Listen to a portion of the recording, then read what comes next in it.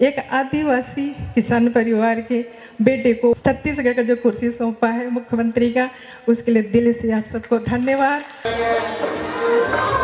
यदि आप सक्षम है तो पूरे घर को जगमग बना देना, क्या दिक्कत है। 22 जनवरी राम राज्य आ गया है, बहुत ही दिव्य सुअवसर आया है। तो ईश्वर का धन्यवाद है कि वाकई में उन्होंने सहज जी को देना सिखाया। और हम क्या देते हैं, एक मुस्कुराहट, एक प्यार, एक अपनापन, बस यही है हमारे पास। बाकी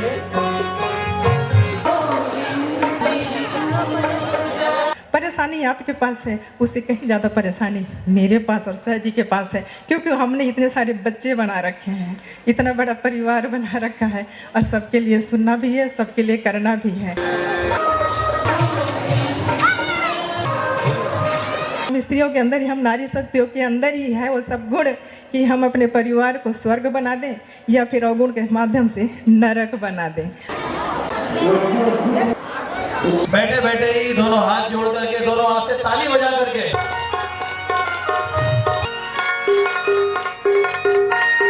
हम सभी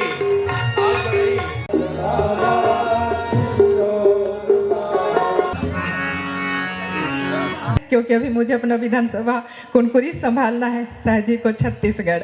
तो ओम भूर्भुवः स्वः तत्सवितुर्वरेण्यं भर्गो देवस्य धीमहि धियो यो नः प्रचोदयात्। भारत माता की, भारत माता की, वेद माता की, वेद माता की, सत्य गुरुदेव नारायण की, सत्य गुरुदेव नारायण की, माता जी की धन्यवाद।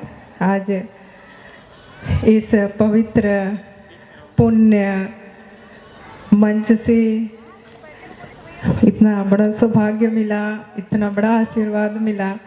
हमारे पास जैसे ही भाइयों का फ़ोन आया कि आपको इस मंच पर गुरुदेव पुत्र याद कर रहे हैं तो आपको आना है। हम उस समय मंदिर में थे अपने बाबा की सेवा में। हमने कहा कि शायद इन्हीं का आशीर्वाद है। हमने सहस्र हाँ बोला, सहजी से भी पूछा नहीं। और आज हमारे कंवर समाज का बैठक भी था, क्योंकि अभी आगामी उसमें मकर संक्रांति में 3 दिवसीय सम्मेलन होता है। तो इसलिए हमने दिमाग लगाया, गणित किया, तो समय हमारे पास बहुत कम था। तो हमने बस यहाँ पे दीप यज्ञ में शामिल होने का ही बोला था। और कहते हैं कि जो आप मन में लेकर चलते हैं वही पूरा होता है। समय तो था कि मैं 1 बजे आ सकती थी, पर हुआ नहीं वैसा, क्योंकि मैंने पहले ही कह दिया था कि मैं दीप यज्ञ तक पहुँचूँगी, तो उसी तक पहुँच पाई हूँ। मंचस्थ विराजमान हमारे गुरुपुत्र, उनके श्री चरणों में बारंबार मेरा प्रणाम। और हम जैसे हमारी धर्म संस्कृति है, जितना भी यहाँ पे वंदनीय युग पुरुष बैठे हैं, युग श्रेष्ठा बैठे हैं, उन सबके श्री चरणों में भी बारंबार प्रणाम। वेद माता गायत्री जी के साथ माँ गुरु का भी बारंबार वंदन प्रणाम, कि उनका आशीर्वाद हमारे साथ ऐसे ही बना रहे। और जितने भी धर्म मंच पर विराजमान हैं, मुझे इस मंच से ज़्यादा क्या कहूँ, उनका आशीर्वाद ही मेरे लिए इतना भाग्य है कि नाम कैसे लो। तो मंच पर जितने भी विराजमान हैं, सभी पुण्यात्माओं को वंदन करते हुए आज मैं आपके लिए कुछ बोल के जाऊं। और उम्मीद करती हूं कि आप इतने अच्छे मंच पर बैठे हैं, इतने अच्छे से सुन भी रहे हैं। देखिए कितना सुंदर वातावरण है, यहाँ पे कोई शोर नहीं कर रहा है। अगर आज ये मंच, ये पंडाल किसी और का होता तो शोर होते रहता, हम यहाँ से चिल्लाते रहते, शांत रहो, शांत रहो, शांत रहो। और हमें ये भी कहना पड़ता, थोड़ी ताली तो बजाओ, तब ताली बजती। पर यहाँ पे बिना कहे तालियाँ बजती हैं, और इतने शांत आप सुन रहे हो। ये सब उस परम सत्ता का ही आशीर्वाद है। तो बहुत बहुत धन्यवाद। कि हाँ, हमें विलम्ब तो हुआ, पर मैंने जैसे कहा कि मैंने जो समय बोला था अपने मनीष भाई से, उसी समय पे माता जी ने ला के यहाँ पटक दिया, उससे आगे पीछे नहीं। क्योंकि जब मुझे पता चला अपने समाज का, तो वहाँ से फ़ोन आया कि दीदी 1:30 बजे बैठक है। तो मैंने लगा कि 1:30 बजे वहाँ जाऊँगी तो कब यहाँ पहुँचूँगी, तो मैंने कैंसिल करा उसको, बहनों को सौंपा, और मैं आपके बीच में हूँ। सर्वप्रथम आप सबको बहुत बहुत बधाई, बहुत बहुत शुभकामना, और सारे परिवार की ओर से बहुत बहुत आशीर्वाद कि आप सब ने जो अभी चुनाव बीत गया उस पर आप सब ने जो संघर्ष करा, जो आशीर्वाद दिया छत्तीसगढ़ को और हमारे जसपुर जिले से सरगुजा संभाग से एक आदिवासी किसान परिवार के बेटे को, भाई को कुनकुरी विधानसभा से विधायक बनाकर उसी छत्तीसगढ़ का जो कुर्सी सौंपा है मुख्यमंत्री का, उसके लिए दिल से आप सबको धन्यवाद, बहुत बहुत बधाई, बहुत बहुत शुभकामनाएं। माता जी के आशीर्वाद के साथ मैं बारंबार विनती करूंगी कि आप सभी सज्जनों का, स्वजनों का, स्नेहीजनों का आशीर्वाद मेरे साथ भी रहे, क्योंकि अभी मुझे अपना विधानसभा कुनकुरी संभालना है, सहजी को छत्तीसगढ़। तो उनको भी बहुत आशीर्वाद चाहिए, शक्ति चाहिए, सामर्थ्य चाहिए। आपके माध्यम से ही हमें मिलता है, आप सबके दुआओं से। आप जब कहते हैं कि आप बहुत अच्छा कह लेती हैं, सहजी अच्छा कर रहे हैं, वो हमारी शक्ति है, वहाँ से हमें आशीर्वाद मिलता है। और हाँ, मैं पूजा करना तो नहीं जानती, पर लोग एक बात मेरे लिए लिख लिए हैं कि आप पूजा बहुत करती हैं। मैं बार बार कहती हूँ गुरु जी के सामने कि 24 घंटा आपके पास भी है, 24 घंटा मेरे पास भी है।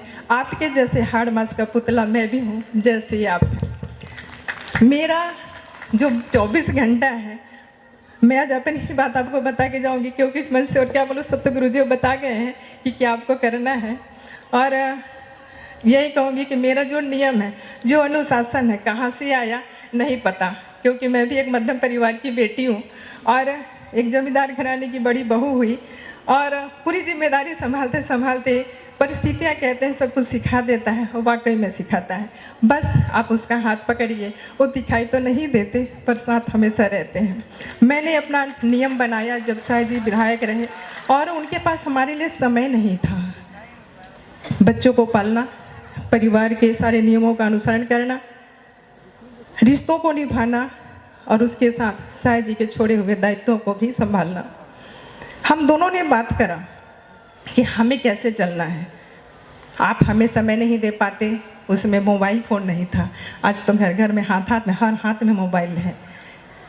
हमने बस ये करा कि हमें ये जानकारी होनी चाहिए कि मैं आज क्या कर रही हूँ, आज आप कहाँ हैं। लेटर के माध्यम से, पत्र के माध्यम से, उसके बाद में हम उस नियम को आज तक जी रहे हैं। उस 24 घंटे में मैं अपना थोड़ा सा बताना चाहूँगी। अपनी बड़ाई तो क्या करूँ, ये तो सब वो जानती है, उनका दिया हुआ ही खेती हूँ मैं भी। तो मेरा नियम है कि मैं मुश्किल से हो सकता है 2 से 3 घंटा सोती हूँ। कब से शुरू करी मुझे ज्ञात नहीं, ठंडी हो, बरसात हो, शीत हो, घाम हो, बस मुझे लगता है कि वो कहती है कि अब 3 बज गए तो उठ जा, उठ जाती हूँ। नहीं उठ पाती हूँ तो उठा भी देते हैं। इस तरीके से मेरा नियम है। और सुबह से दिनचर्या शुरू हो जाती है, 4 बजे मैं तैयार हो जाती हूँ। हमारे पति परमेश्वर जी आज तक हमारा बासी मुंह नहीं देखे हैं।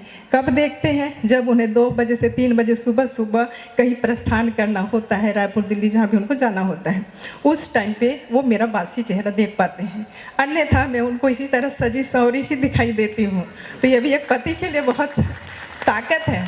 तो यहाँ पे जितनी हमारी मातृशक्ति बैठी है, हम माताओं के अंदर ही, हम स्त्रियों के अंदर ही, हम नारी शक्तियों के अंदर ही है वो सब गुण कि हम अपने परिवार को स्वर्ग बना दें या फिर अवगुण के माध्यम से नरक बना दें। अब जैसे गुरुदेव ने कहा है कि आप यहाँ से एक संकल्प लेकर के जाना। अब क्या लेके जाएंगी, कहना तो गुरुदेव का फर्ज है, सुनाना गुरुदेव का फर्ज है।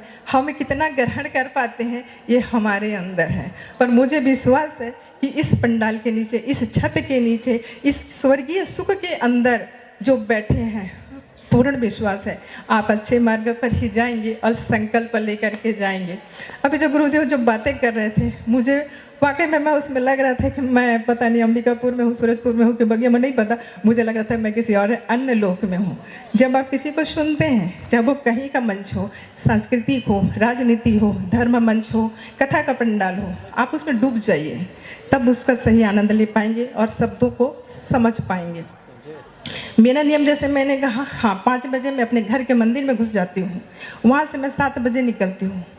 फिर आधा घंटा का जो समय बचता है, लोग कहते हैं हमारे पास समय नहीं है। मैं कहती हूँ मेरे पास तो है, आपके पास कैसे नहीं है। जिम्मेदारी जितनी आपके पास है, उससे कहीं जिम्मेदारी हमारे पास है। परेशानी आपके पास है, उससे कहीं ज़्यादा परेशानी मेरे पास और सह जी के पास है। क्योंकि हमने इतने सारे बच्चे बना रखे हैं, इतना बड़ा परिवार बना रखा है, और सबके लिए सुनना भी है, सबके लिए करना भी है। गुरुदेव ने कहा, आप देनदार बनो, लेने वाले तो पड़े हैं। तो ईश्वर का धन्यवाद है कि वाकई में उन्होंने सहज जी को देना सिखाया। और हम क्या देते हैं? एक मुस्कुराहट, एक प्यार, एक अपनापन, बस यही है हमारे पास। बाकी तो नहीं आता, क्योंकि हम तो उसके हैं और वो हमारे हैं। इस भावना के साथ हमारी सुबह होती है। अब हमारे बगिया में शिव बाबा आके पधार गए हैं, तो 7:30 बजे मैं वहाँ निकल पड़ती हूँ, अपना थैला बास्केट पकड़ के बाबा जी को नमन करती हूँ, धन्यवाद देती हूँ कि आज का सुप्रभात आपने दर्शन कराया और अपनी सेवा कराई। और वहाँ मुझे फिर से 1 घंटा से 2 घंटा लगता है। हम बाबा का श्रृंगार चावल से करते हैं, जो चबूतरा है उसका बहुत भाव से उसमें कभी कभी हम लोग बोलते हैं कि आप डिज़ाइन कहाँ से लाती हैं, हम कहते हैं कि वो बनाता है। हम मुट्ठी भर चावल पकड़ती हैं, और जब हमें ऐसे मंचों पर जाना रहता है, कभी हड़बड़ी रहती है, तो बोलते हैं बाबा जी साधारण डिज़ाइन बनवाना ताकि जल्दी तैयार हो जाए, और वो वाकई में वैसे ही बनता है। और कहते हैं बाबा जी आज मेरे पास टाइम है, आपके साथ बैठूं, तो उस दिन डिज़ाइन इतना कठिन दे देते हैं कि वो 1 से 1.5 घंटा में तैयार होता है। तो इस तरीके से हम सेवा करती हैं। 9:30 बजे घर आती हैं। उसके बाद हाँ, अभी का वर्तमान का बताऊं तो जीवन एक बारगी आपने बदल दिया हमारा। जो पद दिया है, साईं जी रायपुर में थे और हमें लगा कि हमें बगिया जाना चाहिए। आप सबके बुलावे पर हम वापस बगिया आए, क्योंकि वहाँ आप सब हमारा इंतज़ार कर रही थी। बहुत अच्छा लगा आप सबसे मिल करके उस गांव में, उस भूमि में, क्योंकि वहाँ फिर क्या बदला मेरे लिए, जो मेरी दिनचर्या थी। अब क्या हो गया है, मैं जैसे मंदिर से आती हूँ, मैं अपने लड़कों को, बच्चों को बोल के जाती हूँ, मेरी बहनें दीदी मेरे साथ जो आई हैं उनको बोल के रहती हूँ कि मेरे लिए कुछ भी पका दो फटाफट, जो मैं मंदिर से आते के साथ खा लूँ, क्योंकि मैं भीड़ में बैठूँगी तो उठने नहीं सकती हूँ। तो फिर उसके बाद फटाफट रेडी होना, तैयार होना, और उस कुर्सी पे बैठना जिसमें साईं जी बैठते हैं। और सच बताऊँ, मैं अपने पति के कुर्सी पर कभी नहीं बैठती, पर अब बैठना पड़ रहा है। क्यों? क्योंकि वो न्याय की कुर्सी है। जब मैं उसमें बैठती हूँ और कोई केस लेके आता है, कोई दुख लेके आता है, कोई अपनी समस्या लेके आता है, मैं आज इस मंच से आपको बताना चाहूँगी कि मैं वाकई में बहुत बोलने वाली हूँ और चुलबुली हूँ।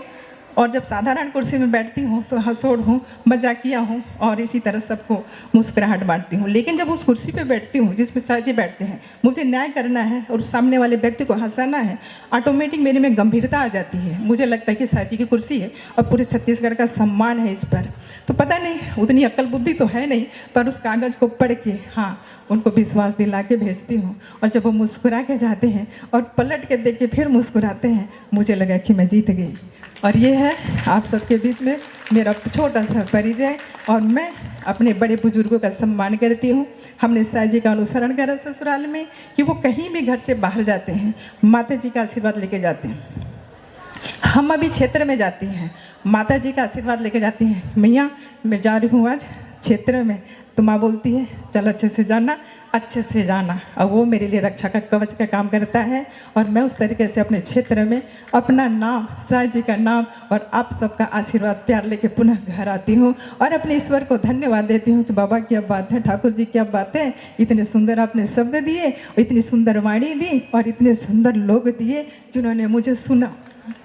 बहुत अच्छा लगता है। तो मैं ज़्यादा इस मंच से नहीं कहना चाहूँगी, बार बार इस मंच को धन्यवाद दे रही हूँ, भाइयों को धन्यवाद दे रही हूँ जिन्हें हमें बुलाया, और गुरुदेव को बारंबार प्रणाम कर रही हूँ कि इसी तरह आप हमें बुलाते रहें। हमने अपने लेलुंगा क्षेत्र में भी करा, गायत्री परिवार से हमारी बहन भी हैं मुक्ता यादव जी, वो भी यज्ञ करवाते रहती हैं जगह जगह, हम उनका साथ देती हैं। और इस तरीके से हम धर्म का कार्य भी करते रहती हैं।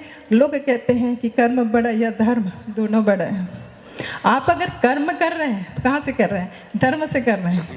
अगर आप अच्छा धर्म को निभा रहे हैं तो आपके लिए कर्म के रास्ते अच्छे खुलेंगे। लेकिन यदि आपने धर्म को छोड़ दिया तो आप भटक जाएंगे और गलत दिशा में ही चले जाएंगे। धर्म को पकड़े रहिए, ईश्वरीय सत्य का सम्मान करिए, अपने बड़े बुजुर्गों का आशीर्वाद लीजिए, गुरु का सम्मान करिए। और इन्हीं शुभ विचारों का, शुभ भावना के साथ अंत में फिर कहना चाहूँगी कि आपका आशीर्वाद, आपका दुलार, आपका प्यार हम सारे परिवार के साथ बना रहे, ताकि जो कार्य क्षेत्र बड़ा मिला है उसको बखूबी निभा सकें और बहुत अच्छा नाम कर सकें। जय माता दी, जय भारत, जय छत्तीसगढ़। धन्यवाद। आओ, धन्यवाद। अभी और एक बोझा मिल गया है, जो पीछे खड़े हैं ना, ये सरकार दे रखी है। कहीं भी जाने के लिए थोड़ा सा अटपटा लगता है, पर बहुत अच्छे बच्चे मिले हैं हमको कि हमारे अनुसार ये भी चलते हैं। कहीं भी जाना रहता है तो इन्होंने बहुत अच्छा याद दिलाया। 22 जनवरी को क्या है, कितने लोगों को याद है? ये हुई ना धर्म मंच की बात। हमने बहुत सारे राजनीतिक मंच में पूछा कि 22 को क्या है, एक या दो लोग ही हाथ खड़ा किए। हम गदगद हुए, हम आपके बीच में आकर के 22 जनवरी अपने घर आंगन को, चाहे वो आपने पक्के से बना रखा हो, सीमेंटेड बना रखा हो, कैसे भी कर रखा हो, पर छोटा सा स्थान गौ माता के गोबर से ज़रूर पोतिएगा, चौक बनाइएगा और उस पर कलश रखिएगा, 5 दिया जरूर जलाइएगा। गुरुजी बोल ही रहे लेकिन मैं उनका अनुसरण कर रही हूँ।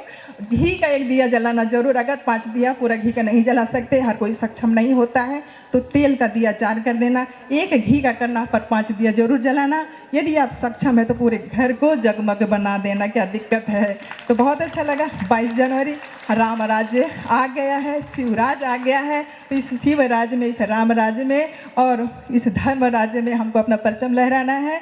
इन्हीं शुभ विचारों के, शुभ भावना के साथ मैं भी यहाँ से संकल्प लेके जाऊँगी। संकल्प क्या लूँ, क्योंकि मैं उसी का अनुसरण कर रही हूँ, पर पुनः पुनः यही संकल्प है कि हाँ, इन बातों को मैं अनुसरण करती रहूँ और आप सबको मुस्कान देती रहूँ। राधे राधे। बहुत बहुत धन्यवाद। एक बार जोरदार ताली बजा करके स्वागत करें। देवियाँ देश की जाग जाए अगर युग स्वयं ही बदलता चला जाएगा, उनका बहुत बहुत धन्यवाद। अभी दीप यज्ञ का थोड़ा सा ही क्रम और शेष है।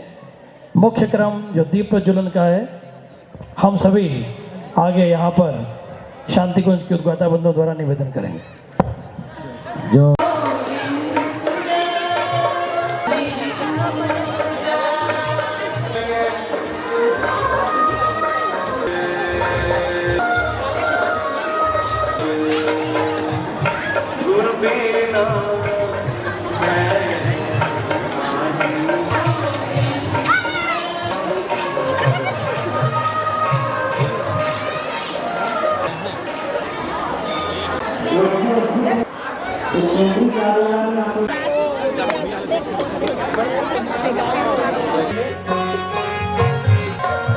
बहुत ही दिव्य शुभ अवसर आया है। बैठे बैठे ही दोनों हाथ जोड़ करके, दोनों हाथ से ताली बजा करके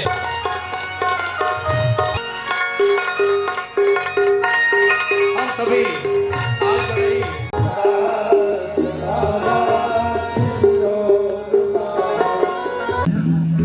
आरती कर। जयति जय गाय